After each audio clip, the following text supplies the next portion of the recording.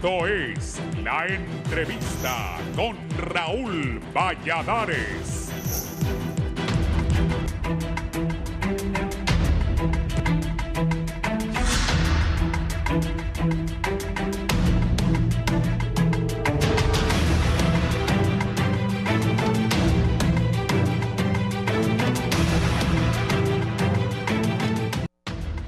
Tal como lo anunció el gobierno a finales de 2023, este nuevo año se iniciará con cambios en diferentes secretarías de Estado. Y ayer, 1 de enero, la presidenta de la República, Xiomara Castro, confirmó que a partir de ahora las secretarías de Salud, Finanzas, Infraestructura y el FIS tendrán nuevos titulares.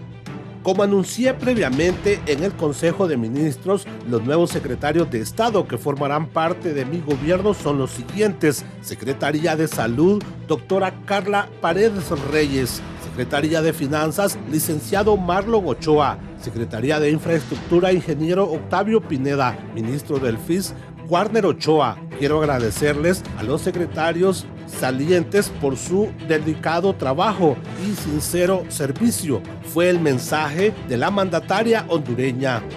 Cabe señalar que en los casos de la ex ministra de Finanzas y el titular de la CID, Mauricio Ramos, obedecen a sus cambios debido a que Rixi Moncada buscará la candidatura presidencial de Libertad y Refundación, y Ramos le acompañará en la fórmula. Así lo expresó en sus redes sociales. He presentado mi carta de renuncia al cargo como ministra de Finanzas para continuar por la justa misión de refundación, participando como aspirante a la candidatura presidencial de Libre.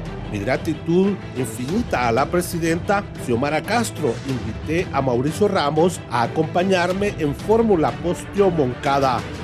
No obstante, de quien rodó la cabeza fue del exsecretario de Salud, José Manuel Mathieu, quien recibió muchas críticas por su gestión y al parecer no obtuvo la calificación esperada por parte de la presidenta de la República, quien en cadena nacional condena la precaria situación del sistema sanitario público. No acepto más justificaciones.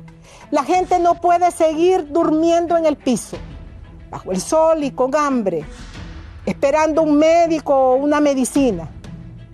Por ello, ordenaré que a partir de este momento todas las instituciones del Estado deben involucrarse en la reforma del sistema de salud.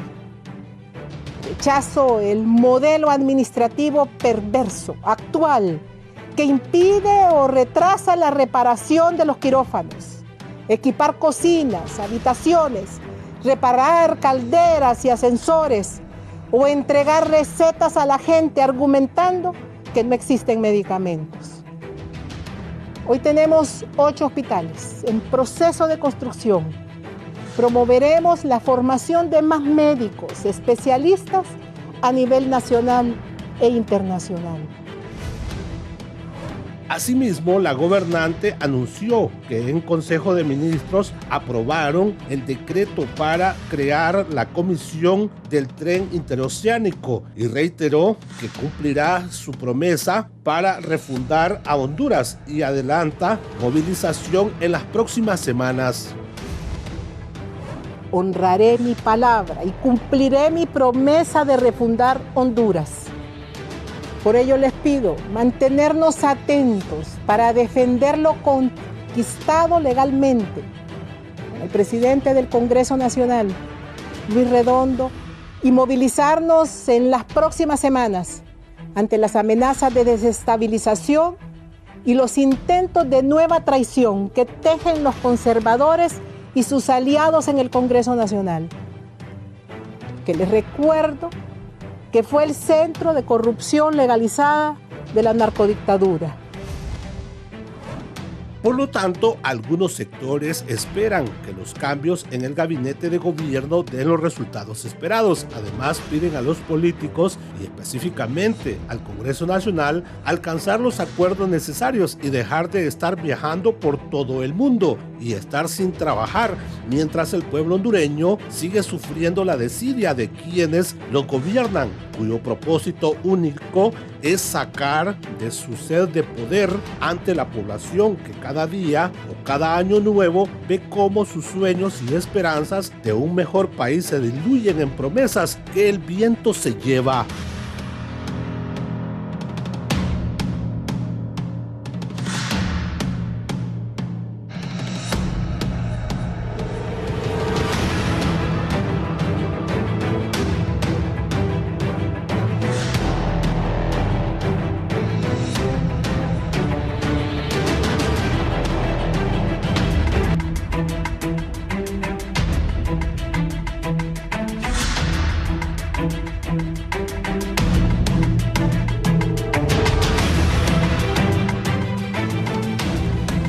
Buenos días, Honduras. Buenos días, televidentes del Foro, la entrevista de Canal 11. Gracias por estar con nosotros luego de haber escuchado nuevamente esta cadena nacional en la que la presidenta Xiomara Castro manifestaba los logros y también los principales retos que hay para su administración en este 2024. Vamos a hablar sobre este tema y también los cambios en el gabinete de gobierno que ya se han dado a conocer, en los que se ha oficializado ya también una precandidatura o candidatura presidencial por parte de la abogada Rixi Moncada, quien fungía como ministra de Finanzas, y se han dado algunos otros cambios, como el del doctor José Manuel Mateo, que habían muchos que lo esperaban ya y que ya se había anunciado desde antes que iba a ser destituido, y también se han dado otros movimientos, como ser Marlon Ochoa a la Secretaría de Finanzas.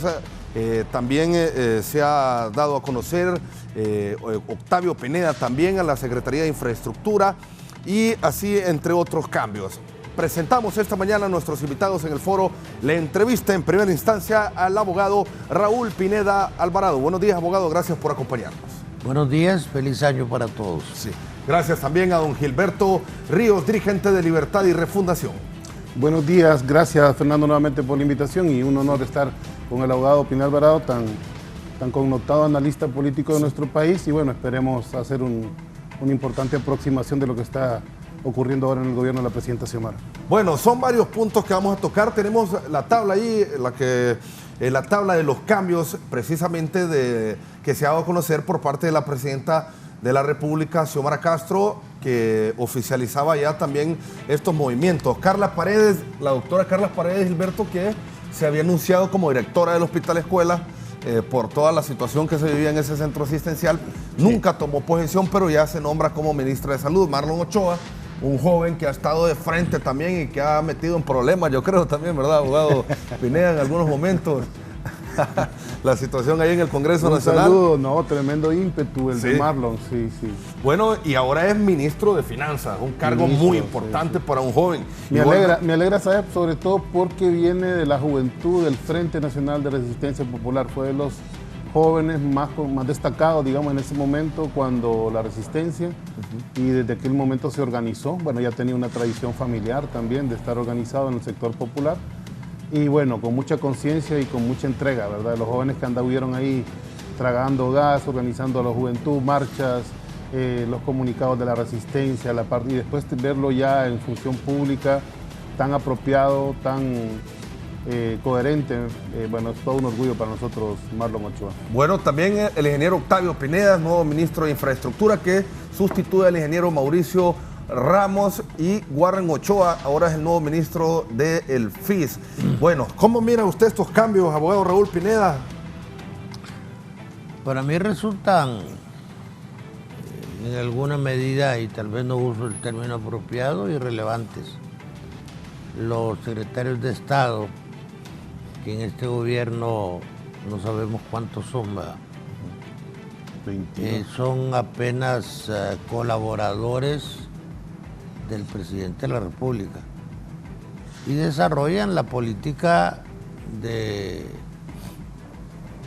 presidente o de la presidenta en función de lo que ocupa el país. Es decir, este país no ocupa un gobierno más, ocupa un gobierno que enfrente los retos de este año. Uno de ellos político, la normalización de la estabilidad parlamentaria.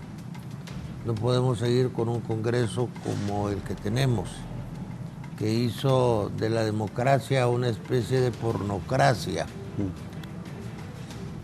tenemos que entrar a la visión geopolítica. Honduras ha estado aislado del mundo geopolítico. El canal de Panamá, debido al cambio climático, cada vez tiene menos agua, cada vez es más difícil para los buques, un promedio de 14,000 buques pasan al año por el canal, pues tienen dificultades para pasar. Una travesía de 4 días hoy implica una espera de 20. Los chinos son un país cerrado, no tiene acceso al Pacífico y necesita el gran mercado de la costa del Pacífico de Estados Unidos, y para eso requiere un ferrocarril que los norteamericanos también quieren. Y eso va a generar una conflictividad tarde o temprano. Pensar en una reforma económica. No podemos seguir con un sistema económico que crece efectivamente, pero que no distribuye. Un sistema económico desfasado, donde la economía recibe 17.900 millones de dólares en divisas, pero de estos 10.000 millones de dólares son remesas equivalentes al 25 o 26% del Producto Interno Bruto del país, lo que le da una dependencia económica terrible al gobierno de Honduras y a la sociedad hondureña de la economía norteamericana. No podemos pensar en seguir con un presupuesto de 400.000 millones, de los cuales el 22% son para el servicio de la deuda. Y qué bueno que los chinos nos van a donar y que va a haber un aporte de 5.000 millones de dólares vía préstamo por parte de la corporación financiera, pero el problema es que eso hay que pagarlo.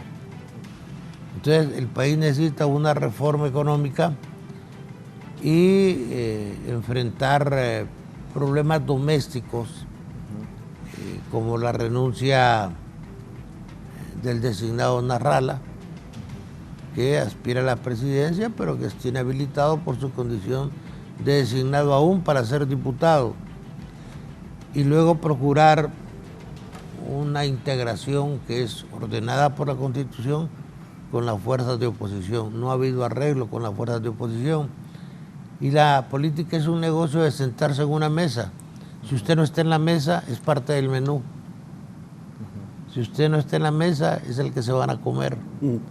Entonces, frente a esos procesos, el gobierno, la presidenta necesita una especie de tanque de pensamiento que le permita tomar muy buenas decisiones que no tienen nada que ver con que los ministros sean buenos, malos o regulares.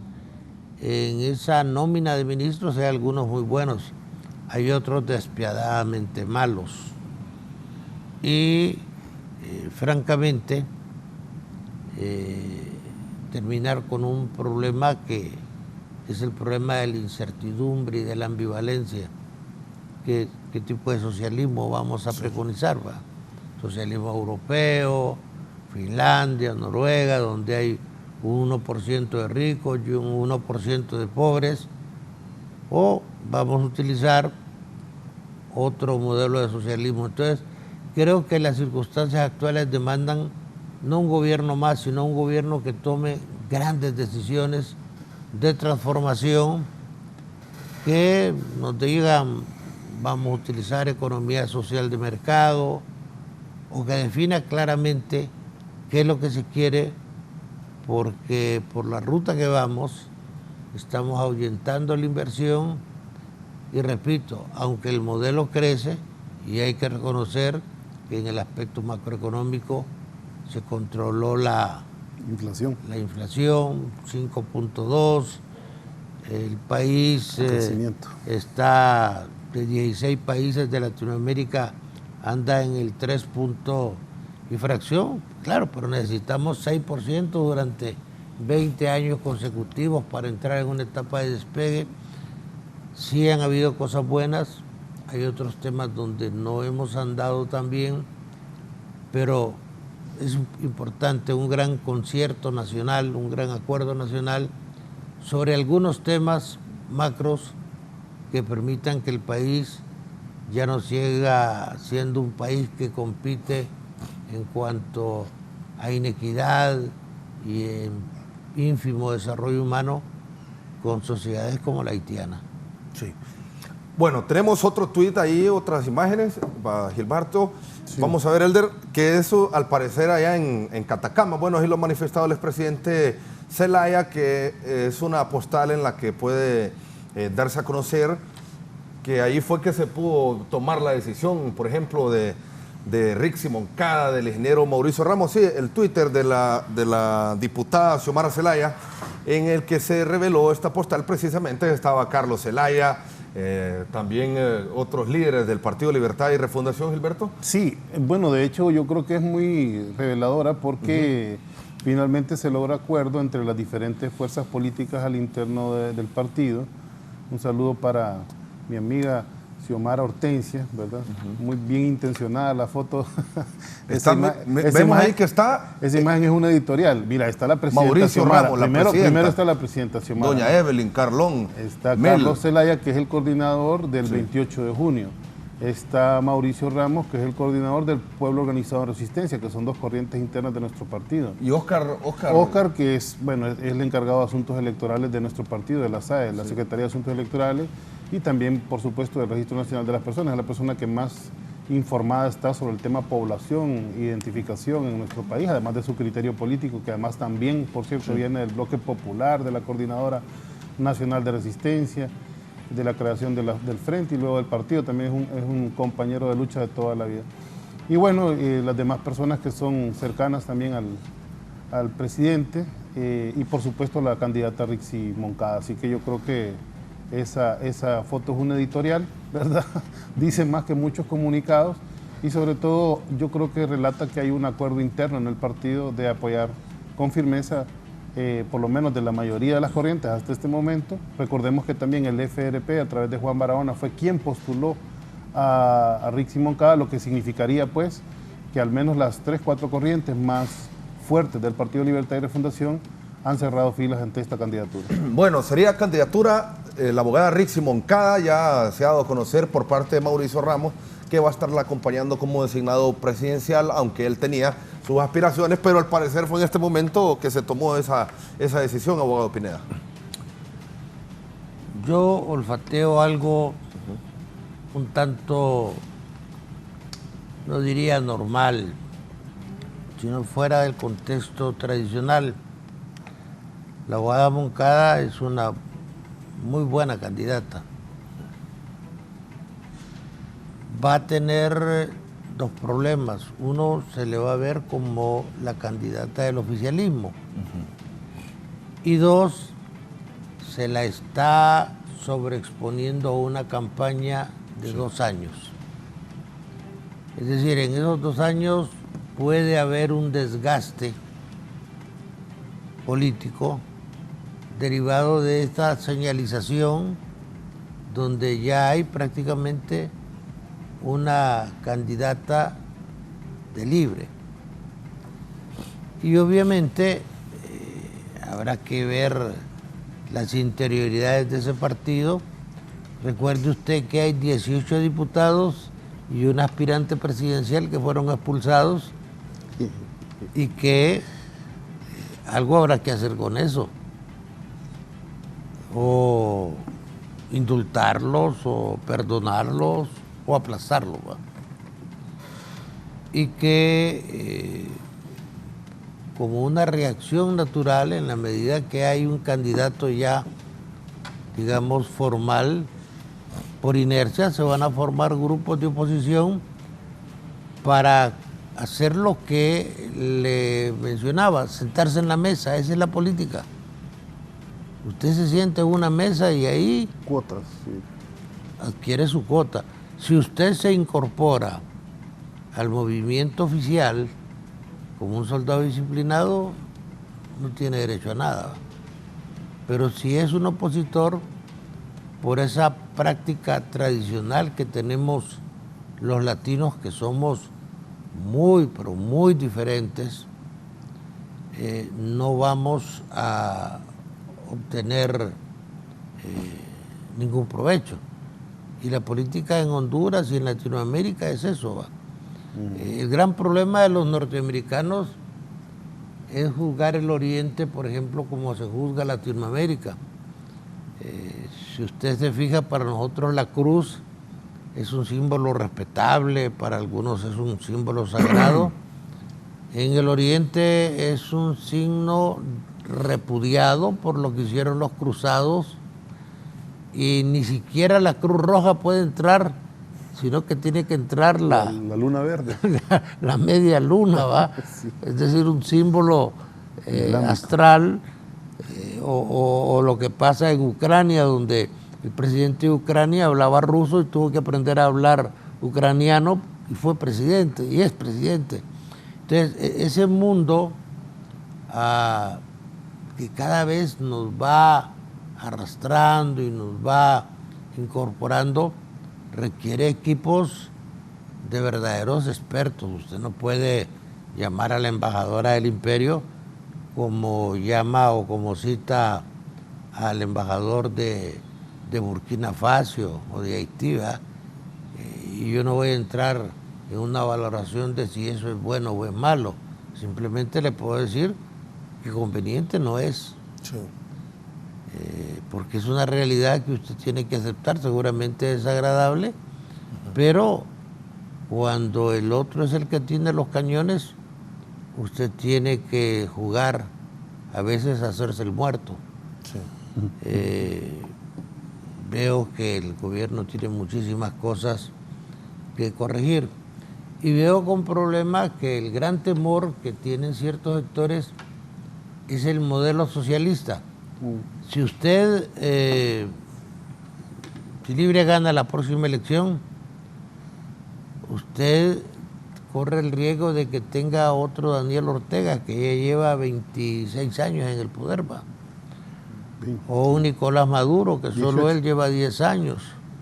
18. O un Evo Morales, que tiene 13 años, y hasta ahorita, la semana pasada, la Sala Constitucional le dijo, mire, usted puede reelegirse, pero no tanto. Entonces, la alternabilidad en el ejercicio del poder, que tanto nos gusta a los hondureños porque nos encantan las elecciones, ¿va? Es más, hay gente que quiere que una segunda vuelta, que separemos las elecciones municipales de las elecciones presidenciales. Nos gusta, somos un pueblo sufragista, aunque las elecciones normalmente sean manipuladas y tengan costos exagerados. Mientras usted no saque los partidos de las mesas electorales, el proyecto va a estar contaminado. Mientras tenga 3 meses de campaña publicitaria, pagando $1,800 por cada spot publicitario en las cadenas de televisión, un candidato pobre es un pobre candidato. Entonces, no hay una democracia eficaz. En países como Cuba, ahí todavía usan los mimeógrafos, ¿va? Hacen sus propuestas en los barrios, y los niños son los que están cuidando las urnas. Las urnas, no está un soldado con un M16. Ese tipo de cosas. Guatemala, de hecho, el transporte de las urnas los hace el correo, no las hacen los militares. Interesante. Entonces, tenemos que hacer cambios, y son cambios que deben hacerse rápidamente para que la gente empiece a recuperar la fe en el modelo. El 83% de los latinos ya no creen en los partidos políticos. Yo tengo algunos amigos que han sido dirigentes del Frente Farabundo Martí, y eso como partido Ya está estuvo. cuadrapléjico. Ya Y lo fracasó. mismo Arena, que era un partido organizado. Con Dawison ganó 4 elecciones seguidas. Nadie lo ha hecho en El Salvador. 4 elecciones seguidas. Algo está pasando en el modelo, pero el modelo no está respondiendo. Hagamos que el modelo hondureño es una buena idea un modelo social, no necesariamente socialista,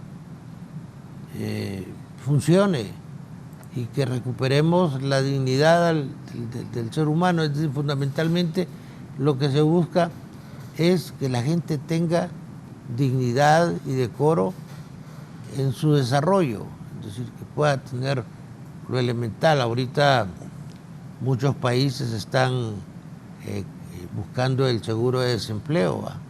En lugar de andar regalando la bolsita o regalando las migajas, enseñémosle a la gente con decoro cómo ganarse el sustento y démosle un seguro de desempleo para los que ameritan, ¿va? Sí, don Gilberto. Sí, a mí me parece muy importante la duda que manifiesta el abogado Pineda cuando habla de qué es socialismo, ¿no? Yo creo que esa es una duda válida, yo creo que es importante la reflexión, sobre todo porque en América Latina hay diferentes ejemplos y momentos históricos del socialismo. Para empezar, obviamente el más laureado, ¿no? El más debatido, el más atacado es el de la Revolución Cubana, que justamente el día de ayer cumplió 65 años y que para nosotros es un ejemplo de dignidad en América Latina en cuanto a enfrentar su problema nacional y con esto también enfrentar a los grandes capitales transnacionales, principalmente norteamericanos, para establecer un modelo socialista en una época, ¿verdad?, posguerra, que era pues particularmente convulsa en América Latina. Ya había ocurrido, de hecho, el primer golpe de Estado que fue en Guatemala, el primer golpe de Estado de América Latina después de la guerra fue el 54 contra Jacobo Arbenz, y eso también estimuló, ¿verdad?, que otras fuerzas democráticas optaran en aquel momento por la lucha armada y dieran pues ese golpe importante a lo que fue la dictadura de Batista y posteriormente a los enfrentamientos con Estados Unidos. Marcó todo un hito en la historia de las revoluciones latinoamericanas. 20 años después, bueno, menos de 20 años después fue las elecciones que dieron el poder por la vía democrática Allende y que terminaron trágicamente en un golpe de Estado el 73. Pero 20 años después de la Revolución Cubana, el 79, se da la Revolución Sandinista también con un corte extraordinariamente popular, ¿verdad?, masivo, violento también, porque se usan las armas, por supuesto, la violencia popular para derrocar la dictadura, que marca otra historia diferente, ¿verdad? Por más cercanía que tengamos, ¿verdad? Tenemos una historia diferente a la de Nicaragua. 20 años después, porque son ciclos de 20 años muy curiosos, pero 20 años después se da también la Revolución Democrática en Venezuela, en un momento sumamente extraño. En los 90 eran extraños para la izquierda latinoamericana, no se terminaba de definir el camino, la ruta, el método.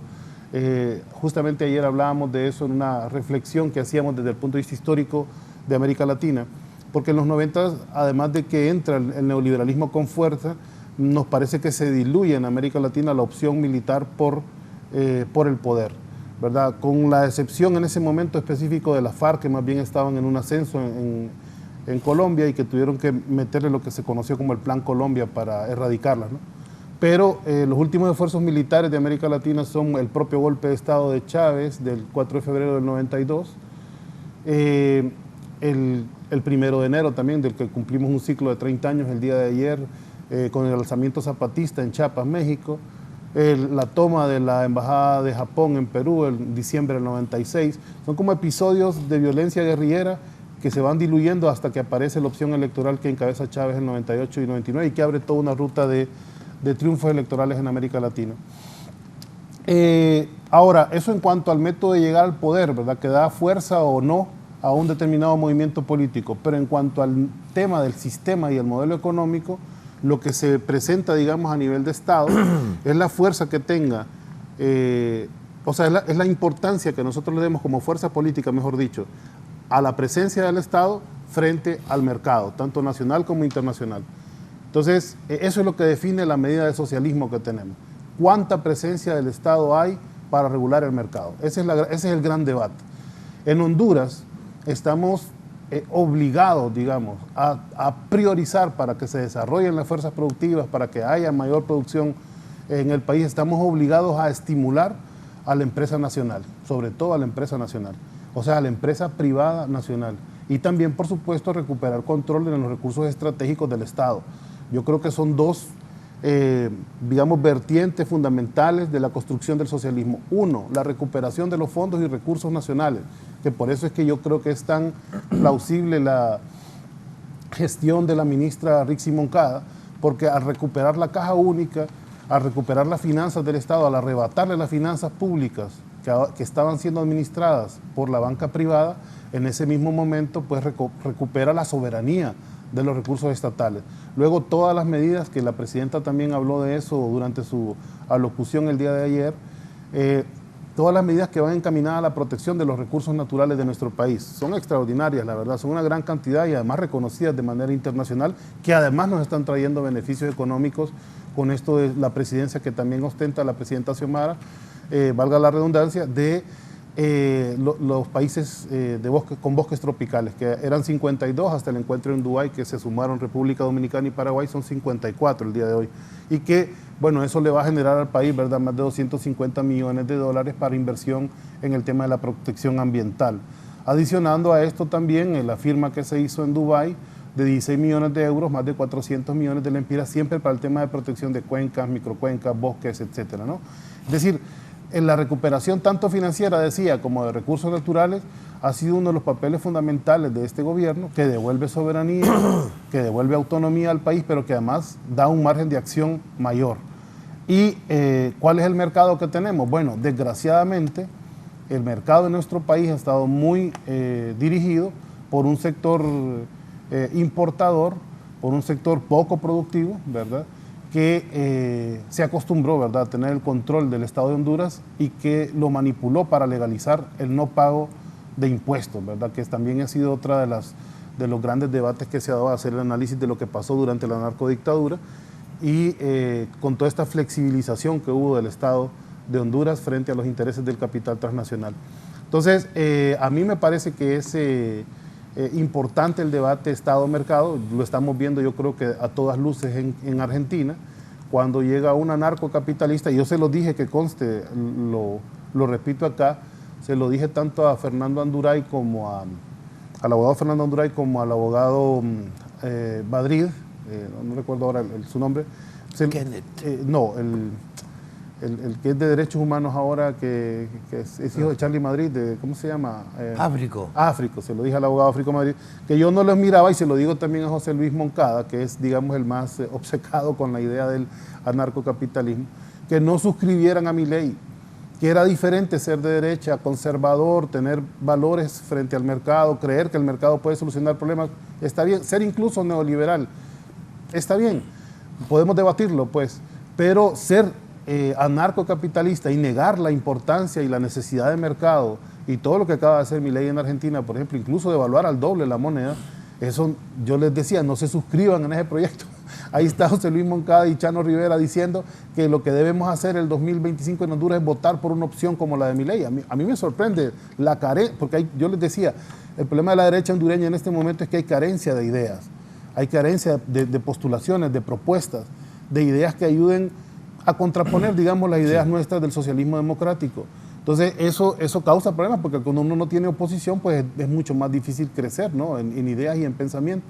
Y entonces nosotros estamos notando que se están adhiriendo a una idea como la de Milei, donde el mercado es 100% preponderante. Entonces, eso no le ayuda a América Latina. Más allá de hablar de conceptos de socialismo, capitalismo, incluso no hablemos de neoliberalismo, pues, que se volvió también una muletilla en la izquierda latinoamericana. Hablemos de mercado y Estado. Y el Estado ahora mismo no se puede prescindir de él, ¿verdad? El Estado es un instrumento importante para el desarrollo de un país. Y en Honduras vamos a seguir teniendo esa relación, a mi criterio, muy cercana con la empresa privada nacional y cada vez más distante con los sectores de capital transnacional, que son la minoría de las empresas en nuestro país, y sobre todo aquellos que no pagan impuestos, que también son administradores muchas veces del capital transnacional. Entonces, contra ellos es la lucha, ¿verdad?, contra los privilegios que este sector tiene, y no con la inmensa mayoría de empresarios que tiene nuestro país. Lo vamos a poner en cifras. Están registrados más de 300.000 empresarios en Honduras. Los que son medianos y pequeños atienden, o mejor dicho, proveen al país de más del 75% de los empleos, ¿verdad? Son los mayores inversores en el desarrollo nacional. De las 3.000 y pico de empresas, 3.700 empresas que están registradas en el COEP, solo 147 de ellas están en regímenes de exoneraciones fiscales donde estaban todos los regímenes que se aprobaron para no pagar impuestos, pero además de ellos, ni siquiera 147, sino una minúscula parte hacen mal uso de esas exoneraciones. Ni siquiera la gran mayoría pues, de los que están exonerados hacen un uso negativo de esta exoneración, sino que invierten justamente en el país. Entonces, realmente estamos peleando con un sector chiquitito que controla una gran cantidad, o sea, los más poderosos, por supuesto, y que se han beneficiado de las leyes y de las exoneraciones en detrimento de los que más producen en el país y los que más empleo brindan. Entonces, lograr esos equilibrios depende de una participación activa y directa del Estado de Honduras, sí. Y por eso es que para mí el debate siempre va a ser cuánta presencia del Estado hay y cuánta presencia del mercado hay. Bueno, usted mencionaba algo también sobre el tema de los liderazgos. ¿Ve usted, abogado Raúl Pineda, que puedan ir surgiendo? Ya lo mencionaba usted, que es algo prematuro, que a 2 años... que en 2 años de gobierno ya se postula la abogada Rixi Moncada. ¿Cree usted que en el propio Partido Libre van a surgir líderes o va a surgir alguna competencia? ¿El Partido Nacional Liberal, Partido Salvador de Honduras en general? Yo creo que es normal. Deben salir. Pero siento que el enfoque debe ser más grande, más integral, más geopolítico. Hay que preguntarse qué pasa en Latinoamérica. Sí. Latinoamérica tiene la mayor reserva de agua dulce del mundo. Sí. Tiene la mayor reserva de litio, tiene la mayor reserva de oro en Venezuela, tiene probablemente la segunda reserva de petróleo también en Venezuela, pero somos una región pobrísima. En Argentina, a Milei, y por cierto, yo no miro en Honduras ningún Milei, ningún prospecto de Milei, no, tampoco. Sino que miro políticos rurales, incultos, algunos que por milagro de equilibrio andan en 2 patas, y siento que ese tema debe enfocarse desde una óptica en la que tenemos que estar de acuerdo. Si no hay cambio individual, no hay cambio social. ¿Y cómo va a cambiar la gente? ¿Cómo va a hacer que el hondureño sea más puntual, más veraz, más honrado? A través de la educación. La educación es fundamental para el desarrollo. Claro, hay adoradores babiantes todavía que creen que el Estado va a resolver todos los problemas. El problema es la medida de participación del Estado. Hubo un economista, Raúl Previs de CEPAL, que preconizó la sustitución de importaciones. Digo, no hay que importar nada. Entonces aquí crearon la CONADI. Pero como individualmente hay una clase minoritaria pero muy poderosa que es tremendamente corrupta, el modelo de Previs y CONADI fue un ejemplo de corrupción y de enriquecimiento de personas que no tenían mucho y se volvieron archimillonarios. Entonces, debe haber un acuerdo en el sentido de enfatizar el tema de la educación. Ahí vi un modelo que empezó en 18 departamentos, que es hacer como los pioneritos cubanos, que eso no deja de generar algún tipo de reservas y le deriva un país estresado, es decir, Honduras es un país estresado. Es decir, aquí estamos estresados por la criminalidad, por las maras, por la falta de trabajo, por la falta de oportunidades. Y creo que la idea debe ser estimular al empresario nacional. Sí. Y el Estado debe intervenir cuando debe intervenir. porque ya el modelo estatal, ese modelo del Estado es como que lleva el gobierno a la producción y el gobierno no funciona.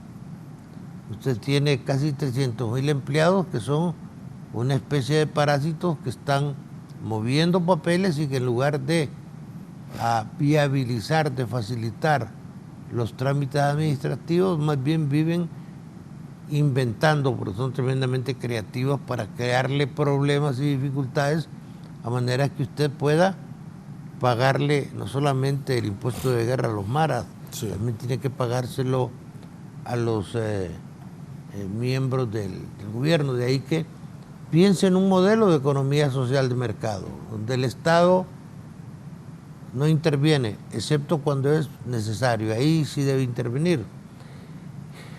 Y por otra parte, tiene que empezar a crear políticos. ¿Y qué son los políticos? Los políticos solo son generadores de consensos o de acuerdos, porque los consensos son unánimes y solo se dan en las dictaduras. No, los políticos deben ser esos, generadores de consensos. Y por lo que yo veo en el Congreso, ahí podemos tener de todo, pero no tenemos acuerdos, y eso le hace daño al país.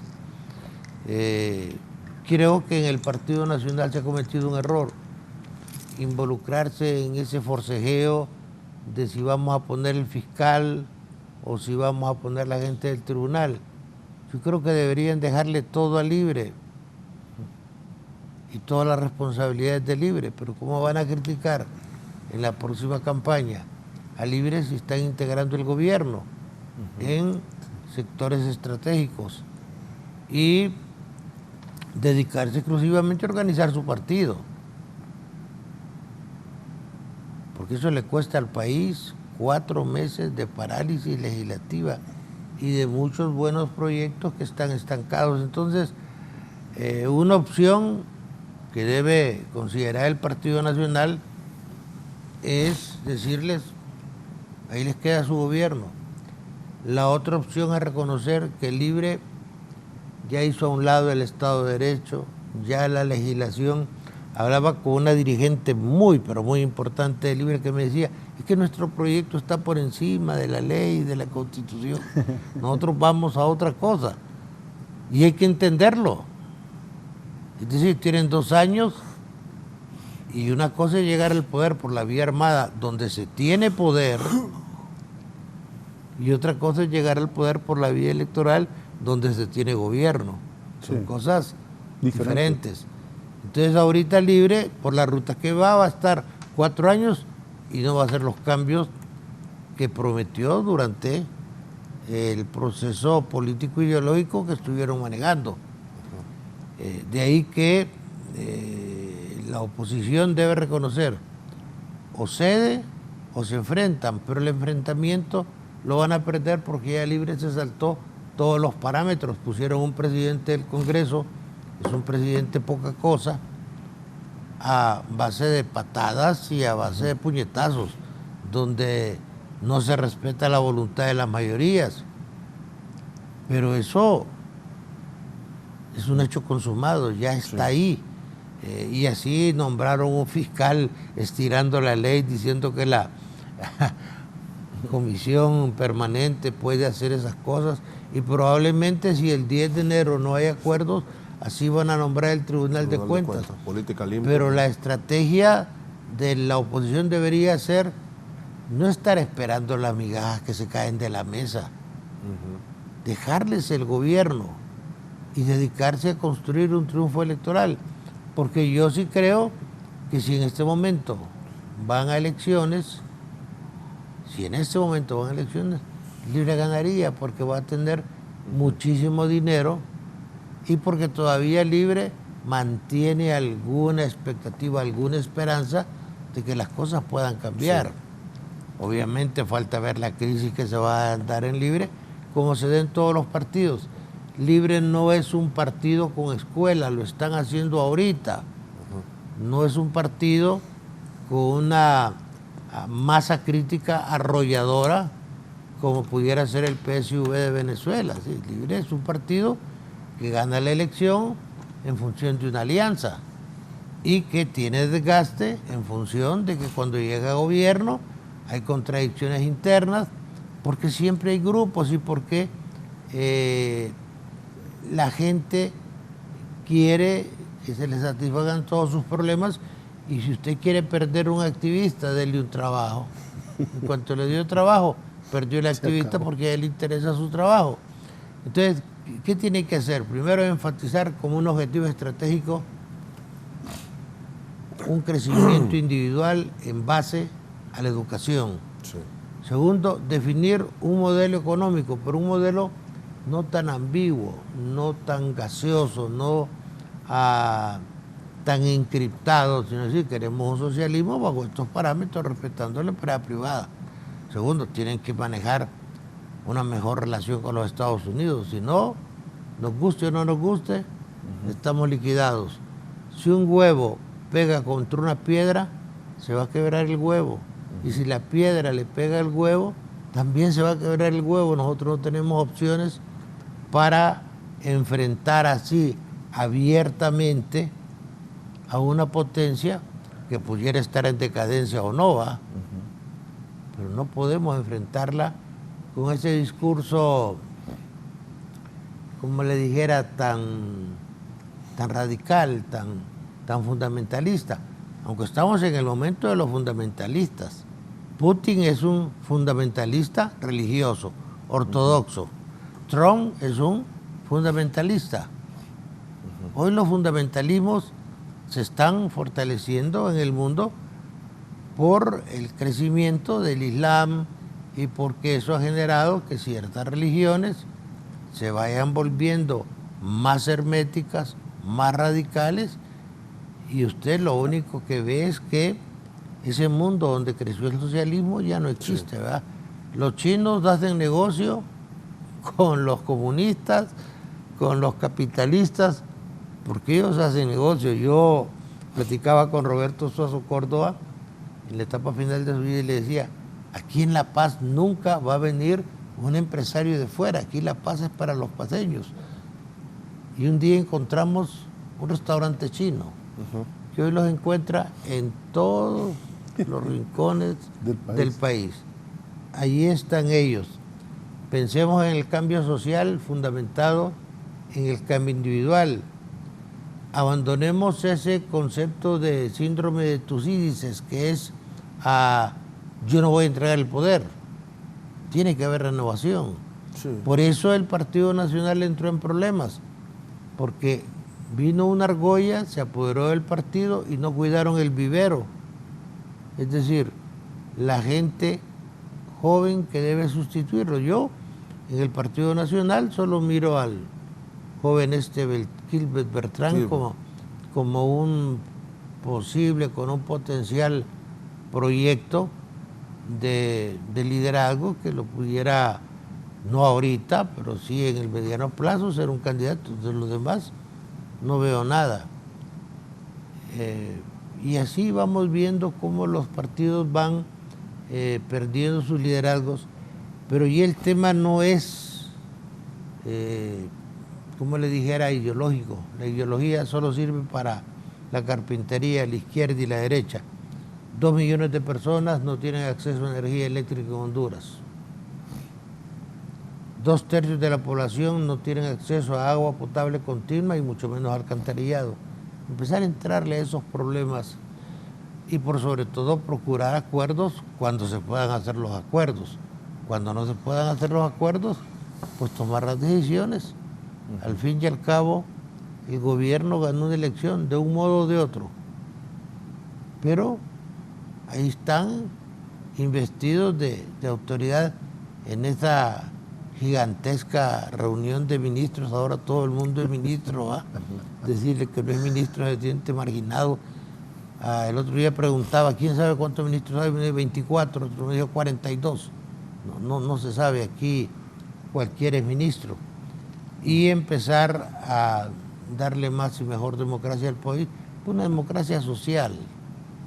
Y ponerse las pilas a buscar los mejores cerebros de este país para enfrentar los grandes retos que vienen, porque el conflicto China, Estados Unidos nos va a encontrar en medio, porque los chinos ya su proyecto del canal en Nicaragua lo abandonaron, y el canal de Panamá está en un proceso de decadencia atroz. Entonces lo que queda es un ferrocarril interoceánico, y no lo pueden hacer en El Salvador porque El Salvador no tiene salida al Atlántico, lo tienen que hacer en Honduras. Sí. Y ahí van a entrar las conflictividades con repercusiones políticas entre los norteamericanos y los chinos. Sí, don Gilberto, un comentario antes de que vayamos a la pausa comercial ante lo que se ha estado manifestando aquí en el programa. Bueno, primero decirles que efectivamente hay un aspecto que comparto plenamente con el abogado, y es que depende mucho las posturas políticas que nosotros tengamos de la geopolítica, porque estamos en un momento de reacomodos de las fuerzas mundiales. De hecho hay guerras, ¿no? Y eso es una clara manifestación, pues, de la conflictividad que hay a nivel global y de todas estas fuerzas en pugna que están encontrando su lugar. Principalmente la guerra es comercial, esa es otra cosa importante. La guerra que existe ahora mismo en el planeta no es la de la masacre en Gaza, por ejemplo, que tiene otras implicaciones y que revela otra fisura más de la decadencia de Occidente, ¿verdad? Israel es Occidente, ¿no? Y tiene que recurrir a la violencia para mantener su hegemonía en la zona. Está la guerra, por supuesto, de Ucrania, ¿no? Y Rusia, que tiene que ver con el posicionamiento de la OTAN y los intereses norteamericanos en la frontera rusa. Y Guyana. Está ahora mismo también la amenaza en Guyana, también en América Latina, que incluso la Armada venezolana tuvo que salir este fin de semana a reclamar espacio territorial marítimo porque había un buque inglés que hace una ronda, como quien dice, un rondín, ¿verdad? De determinado tiempo por América Latina, revisando las colonias que todavía le quedan. Entonces hay tensiones en el mundo. Ahora, la tensión bélica, yo insisto, no es la más importante. La más importante, la que está definiendo los cambios ahora mismo globales, es la tensión comercial. Y más específicamente también de esa guerra comercial que hay, de esa nueva ruta de comercio de China, de ese nuevo peso específico que tiene China en la economía mundial, también está la batalla contra el dólar, como uno de los principales instrumentos de dominación de la economía mundial, ¿no? Donde nosotros sufrimos la devaluación que la propia economía norteamericana desacelerada y casi en recesión nos hace vivir al resto del planeta.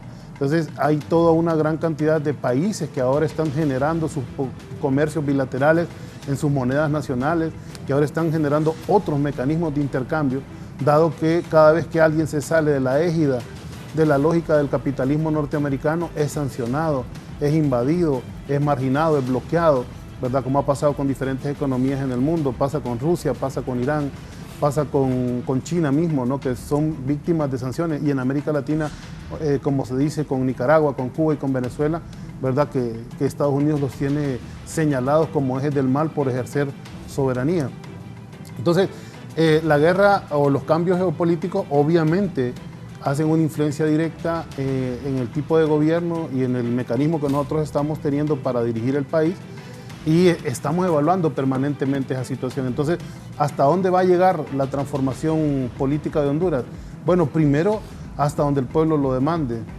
Y el pueblo también tiene otra característica ahí, con esto, sin querer hacer una digresión muy grande, y es que hay cierto acomodamiento, digamos, de las fuerzas políticas que antes éramos de oposición, esperando que muchas cosas se resuelvan desde el gobierno. Si al gobierno le da fuerza, los movimientos sociales, recordemos, pues al partido le dio fuerza las diferentes fuerzas políticas en oposición, y estas desmovilizadas le restan fuerza al gobierno, ¿no? Entonces, para que los cambios se den, debe haber una incorporación más activa de la ciudadanía, más activa de las organizaciones sociales, de las organizaciones populares, incluso más activa de los verdaderos factores de oposición del país. Eso por una parte, y por otra, las condiciones internacionales que nos presenten a nosotros oportunidades. Entonces, primero está la necesidad de fortalecer al gobierno para que haya más cambios, y segundo, la necesidad también de aprovechar mejor las coyunturas internacionales, que yo creo que se han aprovechado muy bien para dar un reimpulso al gobierno de la transformación, al gobierno de la refundación, que en este momento lo dirige la presidenta Xiomara Castro.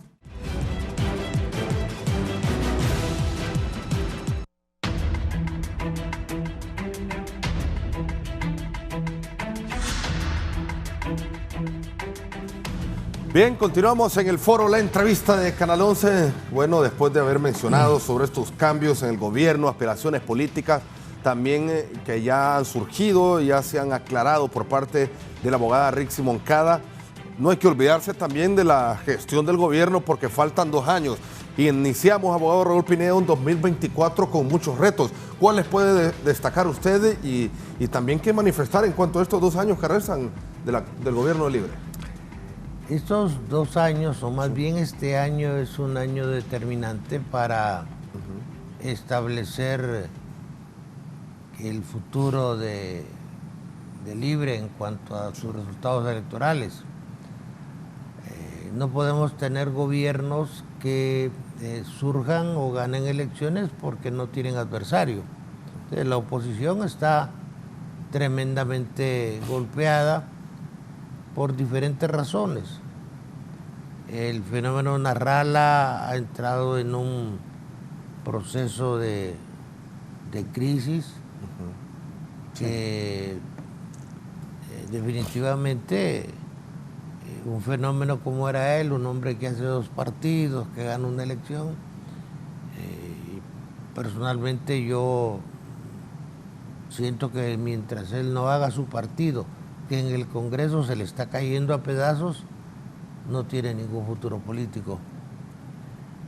El Partido Nacional está claro en el sentido de que va a integrar una alianza, no sé con quién en este momento, porque solo una alianza pluripartidaria puede enfrentarse a la maquinaria de Libre, recuerde, y ahí es donde me surgen algunas dudas respecto a la candidatura prematura de la abogada Moncada. La elección solo dura 10 horas. Entonces el esfuerzo de 2 años para concentrarlo en un proceso que dura 10 horas es realmente un tanto anormal, y reconocer también la presencia de nuevos actores. Dicen que a Trump lo puso el gobierno ruso. ¿Por qué? Porque después de la Segunda Guerra Mundial los norteamericanos se dedicaron a explorar el espacio. Los rusos se dedicaron a estudiar el tema informático. Entonces, en materia informática los rusos andan mucho más avanzados que los norteamericanos, que toda su orientación fue hacia el espacio. Entonces los norteamericanos no tienen esa tecnología que es poco conocido, sí tienen los rusos. Entonces a Trump lo acusaron de haber sido apoyado por los rusos. Ellos van a meter la mano aquí, de la misma manera que la han metido los norteamericanos en los últimos 2 procesos electorales. Claro, Rusia ha sido un fracaso económico. Rusia tiene 17 millones de kilómetros cuadrados de territorio y los Estados Unidos apenas 9 millones. Rusia es productor de petróleo, productor de gas, productor de granos, pero su economía es como la de España, porque el mundo cambió. Es decir, Vietnam era una colonia de Francia y hoy produce más al Producto Interno Bruto Mundial que Francia. La India fue una colonia de Inglaterra y hoy les pusieron hasta el primer ministro, que es un fundamentalista hinduista. Y de la misma manera usted va a empezar a ver fenómenos que hace 20 años eran impensables, y nuestro país no tiene un tanque de pensamiento que no debería estar integrado por políticos, que debería dedicarse a este estudio y hacer recomendaciones para que el gobierno pueda manejar su propia agenda en función de los intereses nacionales. Los chinos tienen el problema de que su principal deudor son Estados Unidos, pero lo que tocaba el licenciado Ríos, interesantísimo. las deudas están garantizadas en dólares, ni siquiera en oro. Desde el 75 Nixon abandonó el patrón oro y están en dólares. Entonces los norteamericanos pagan sus deudas poniendo a funcionar la maquinita que emite los dólares y generando procesos inflacionarios globales tremendos, ¿verdad? Sí. Las deudas pues están garantizadas en dólares, lo que le da una ventaja a los Estados Unidos, que nosotros juzgamos por sus presidentes, pues, y los presidentes de Estados Unidos son muy modestos. A Biden le cuesta hasta caminar, se anda cayendo. Trump francamente está tocando los límites de la locura, ¿va? Sí. Y para algunos es un delincuente. También. Pero las corporaciones, que son las que tienen el poder, esas van a hacer incidencia en el proceso electoral de Honduras. Pero los políticos de Honduras deben ser muy prudentes en sus afirmaciones, en sus planteamientos y en sus declaraciones. Porque esto no se trata de criterios axiológicos de decir, los norteamericanos son buenos o son malos, sí, ¿no? Y nosotros somos los buenos o los malos. No, se trata de aceptar hechos que existen con un pragmatismo absoluto, así como son los chinos. Sí. Los chinos hacen negocios con todo el mundo, con todo el mundo. Y cuando tienen que presentarse a la comunidad internacional, se presentan como una potencia no extraccionista, aunque le prestaron 700.000 millones a países africanos y cuando no les pagaron, se quedaron administrando los puertos de África. Y ahí es donde Honduras tiene que tener una posición muy clara respecto al caso del Golfo de Fonseca. Yo no entiendo por qué el Congreso no ha ratificado ese tratado con Daniel Ortega, con Nicaragua, cuando eso es lo que nos garantiza la salida al Pacífico, porque el ferry que tenían entre Costa Rica y El Salvador fracasó. Sí. Eso el mes pasado cerraron la empresa. Colapsó. Pero cuando vienen los chinos, que tienen una inversión enorme en un puerto que no les sirve para nada, pero que va a tener que pagar el gobierno de El Salvador, y tiene el gran reto del ferrocarril transoceánico, que esos sí van a venir a hacerlo rápidamente, igual que los norteamericanos lo pueden hacer rápidamente, y va a haber una competencia, y una competencia que no siempre se va a regir por reglas de mercado, sino que va a tener la necesidad de buscar gobiernos obsequiosos ideológicamente, o bien a los chinos, o bien a los norteamericanos. Y ahí va a haber un problema para una clase política o una casta política, como les dice el señor Milei, que no está preparada para enfrentar ese tipo de situaciones, porque seguimos todavía bajo el síndrome neocolonial.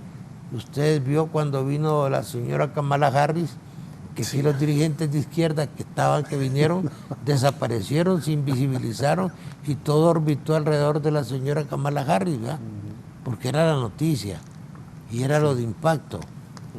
Y hoy yo le recomendaría a la presidenta que cree un think tank, un tanque de pensamiento.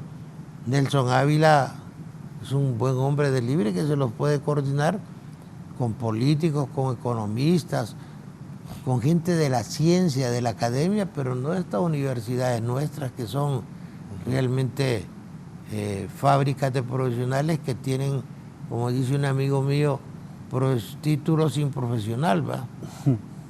Sino que la orienten y que el gobierno se dedique a lo político, que es político, construir acuerdos, y que esos acuerdos, en base a la información que dan los tanques de pensamiento, pueda realmente representar los intereses de nuestro país y defenderlos adecuadamente en un mundo que está cambiando de una manera demasiado rápida y donde nosotros seguimos viviendo al borde de la selva y por sobre todo empezar a tomar decisiones inteligentes.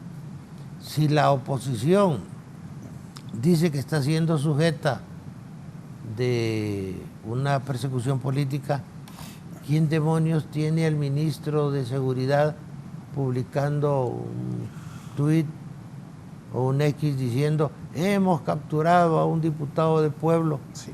Es decir, eso no es un triunfo policial, eso no es un éxito, eso no es nada que tenga el perfil de una noticia, especialmente cuando después tienen que rectificar que el señor fue capturado ilegalmente. Ese tipo de cosas tienen que ser modificadas y controladas por la presidenta, que obviamente tiene un plan de gobierno, hay varios, y con eso el país puede salir adelante. Libre solo tiene que hacer dos cosas para ganar la elección: no incurrir en actos de corrupción muy escandalosos y gastar esos 5.000 millones de dólares que les va a prestar China. No, China les va a donar 7.000 millones de lempiras para escuelas y para salud. La Corporación Andina, La CAF, invertirlos correctamente, y así como está la oposición, no van a tener problemas. Coincido plenamente, la verdad, y yo lo he venido reclamando. De hecho, lo dije también en la participación anterior, tenemos una mala oposición. La verdad es que nosotros incluso podríamos mejorar como gobierno con una oposición más atinada, más asertiva, con mayores capacidades de propuesta, pero hay muy bajo nivel. Y lo otro es la carencia de candidatos o figuras, ¿verdad?, que no estén manchadas por corrupción. Y en eso también quiero coincidir con el abogado Pineda cuando plantea de que si nosotros no nos involucramos en actos de corrupción, que ha sido, digamos, también una máxima de estos 2 años, ¿verdad?, que han sido administrados los fondos públicos con total transparencia, y que si han habido actos de corrupción son realmente aislados y muy pequeños. Hay quienes vaticinan que es que se va a descubrir después de los grandes actos de corrupción. Eso es lo que la oposición habla, algunos sectores de la oposición hablan, pero efectivamente no hay nada que lo compruebe, nada que lo demuestre, ni tampoco las señales, digamos, de que haya alguna institución siendo saqueada. Primero, mantener esos principios de transparencia, que la presidenta Xiomara yo creo que se ha destacado por eso. Y segundo, calibrar muy bien la propuesta política de lo que para mí va a ser el segundo gobierno de Libre, y que además va a ser épico porque si se mantiene la tendencia, por lo menos la de hoy, yo coincido también que pareciera prematuro una candidatura presidencial, pero bueno, es la impronta que ha puesto la presidenta Xiomara para que no se mezclen activistas políticos con funcionarios, y creo que la próxima presidenta del país va a ser la abogada Rixi Moncada. Y en eso va a ser histórico también de que una mujer entregue el poder a otra mujer excepcional en nuestro país, ¿verdad? Obviamente por estos méritos propios ganados como gobierno, pero también tomando en cuenta que tenemos una oposición sumamente deficiente, que no se logra organizar, que no tiene nuevas figuras y que para mí no va a tener posibilidades en las próximas elecciones. Entonces son 2 años ya más que tienen otras complicaciones, digamos, que los 2 primeros. El primero fue tortuoso, difícil, ¿verdad? Fue recibir un ovío de Estado, un Estado completamente destruido. El segundo fue de estabilización, y este tercero, aunque pudiera tener más ingresos, más recursos, más control financiero, más control de las instituciones, tiene la otra impronta que es la de la política, y eso también ojalá no nos genere dispersión a la hora de gobernar, ojalá no nos genere contradicciones internas. Yo no las miro, digamos, tan posibles en Libertad y Refundación, y ojalá también tomemos en cuenta una de las cosas que ha analizado aquí también el abogado, y es que la derecha va a tener que aliarse y va a formar un bloque. Y yo pienso que nosotros no debemos perder esa tradición de lo que fue, digamos, el Frente Nacional, que fue justamente la unidad de muchos sectores populares, políticos, y de muchos sectores incluso de diferentes clases sociales, porque es una alianza policlasista. Lo mismo hay también en Libertad y Refundación. Lo mismo con la primera propuesta de alianza que hicimos con el partido en aquel momento anticorrupción, con Salvador Narrala, que fue también una política de alianzas con el PINU y con otros sectores populares. Lo mismo también en esa tercera oportunidad donde finalmente logramos vencer el fraude, también era una política de alianzas. También estaba la Honduras Humana de Milton Benítez, estaba el PINU, estaba en este momento ya el Partido Salvador de Honduras, sectores empresariales incluso que salieron a apoyarnos. Entonces yo creo que esa tradición de lograr bloques que estén por la refundación, que estén por el cambio institucional, Libre no la va a perder, a pesar de tener una candidata fuerte en este momento, a pesar de estar en el poder, que es diferente, no porque vayamos a utilizar recursos del Estado, pero haber estado en la llanura y dar esa lucha que nosotros dimos durante 12 años, bueno, yo nunca fui parte de un partido político, de hecho, a mí me parece que fue aleccionante, que dejó una tradición de voluntariado que difícilmente se va a borrar en nuestro partido y que hay una convicción, hay una doctrina, hay un eje central de ideas que nosotros seguimos defendiendo, de ideas y valores, ¿verdad?, de principios que seguimos defendiendo y que nos van a garantizar el próximo triunfo electoral. Así que, bueno, bienvenidos los cambios, que sean para mejor en este gobierno y también decirle a la población hondureña pues, que tenemos 2 años de frente duros, difíciles, de muchas mentiras en los medios de comunicación, sobre todo aquellos que defienden intereses privados y vamos a necesitar mucha militancia pues, para seguir avanzando en este proceso de cambio en nuestro país. Gracias, Gilberto, por Gracias haber a estado usted, con nosotros. Fernando. Gracias, abogado, también. Gracias, abogado Raúl Pineda. Un mensaje de conclusión. Primero que ya no hay excusas. Este año es el año donde el gobierno tiene que ofrecer resultados tangibles y buenos resultados. Segundo, reconocer que el Libre de hoy no es el Libre de hace 12 años. Es decir, cuando nosotros observamos el comportamiento de la militancia del Libre, encontrábamos fervor.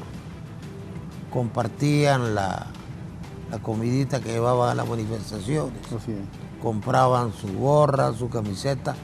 Había fervor. Eso no lo veo ahora, pero lo pueden sustituir por organización. Sí.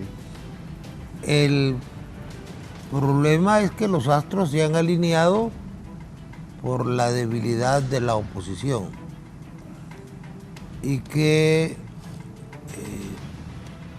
no hay ya ningún pretexto para seguir con ese mensaje manido. Manido es como cuando la carne se está pudriendo de la narcodictadura.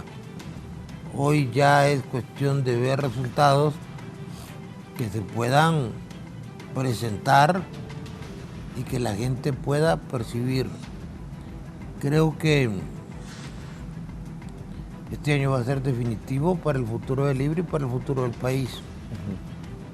Y que al final, si algo hay que recomendar es a la presidenta que se rodee de gente que tenga capacidad técnica, académica, y que los políticos lo manejen, los políticos, es decir, los temas políticos.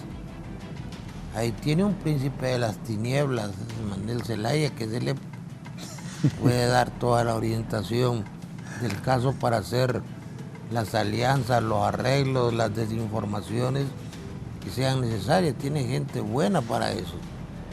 Pero en lo técnico tiene que poner técnicos y crear tanques de pensamiento que generen en Honduras un take-off, un despegue, y que por sobre todo se termine esa incertidumbre y esa ambigüedad que hace que este año muchísima inversión no se haya hecho y que otra se haya retirado del país. Sí. Gracias, abogado Raúl Pineda Alvarado, por habernos acompañado, don Gilberto Ríos también, sobre la situación política en el país actualmente, estos cambios, las expectativas en este 2024. Hoy en el Foro de la Entrevista, primer programa del presente año y por supuesto esperamos de que así como lo hemos venido desarrollando, se pueda también seguir informando y se pueda seguir generando un criterio en la población hondureña. Hemos llegado al final del Foro de la Entrevista de Canal 11. Gracias por haber estado con nosotros. Que tengan un feliz martes.